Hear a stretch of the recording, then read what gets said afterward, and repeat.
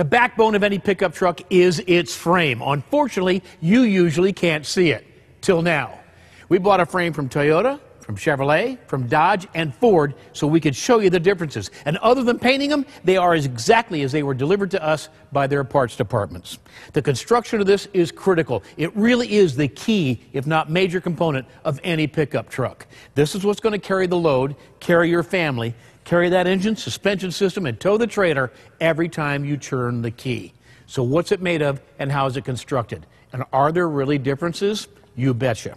This is a frame section out of the F-150. All of these come out of the same exact spot in each one of the manufacturer's frames. As you can see, it's one piece. They call it hydroforming, which makes it stronger, and it's very large in what we call section height. This is a new Chevrolet Silverado frame. As you can see, also hydroform. Good stuff. Adds strength. It's also one piece.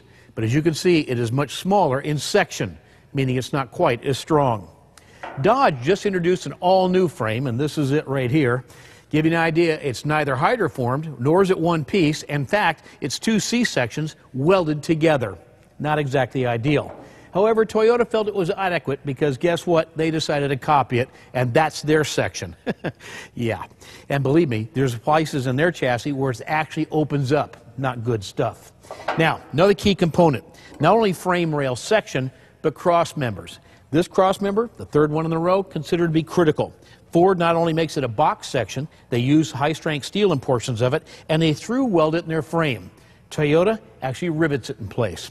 Not the way to go. Now, one of the quickest ways to measure a frame for strength and resistance to twist, because that's what load's going to do to it, is actually to use this meter right here. So every frame has been set up the same exact way. From the center point of the rear suspension, 57.5 inches along an arm. The potentiometer is 9 inches back in every one of the frames, and we use 225 pounds outboard on that arm to measure resistance to twist. Let's see how the Ford fares. Expressed in thousandths of an inch, that's the bar. Pay attention, 144 thousandths of frame deflection with this arm and 225 pounds. Now let's go see how the competition fares. Okay, let's see how the Chevrolet Silverado does. We'll put some load on it, about 225 pounds.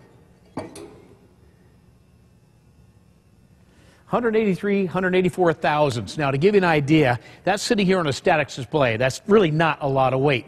How does it apply to the real world? Remember, when you have your vehicle fully loaded up and turn the steering wheel, you can put thousands of pounds of force in here, not just 225.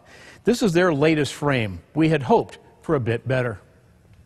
Okay, let's measure up the new Dodge Ram, and I want to emphasize the new Dodge Ram. I would anticipate fairly low numbers here because this is the all-new chassis. Well, that would have been a bad bet on my part. We would have expected far better. Again, they spent a lot of time developing this frame. But it kind of begs the old hamburger ad, where's the beef? Where are the big cross members? Where's the middle cross member? Where's the through welding?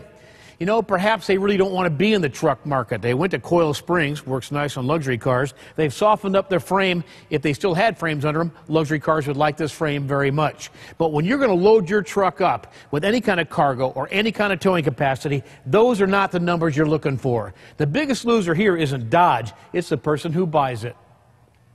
Last and most certainly least, Toyota Tundra. We'll let the tail of the tape tell the story. A deflection rate 4 times greater than that of the F-150.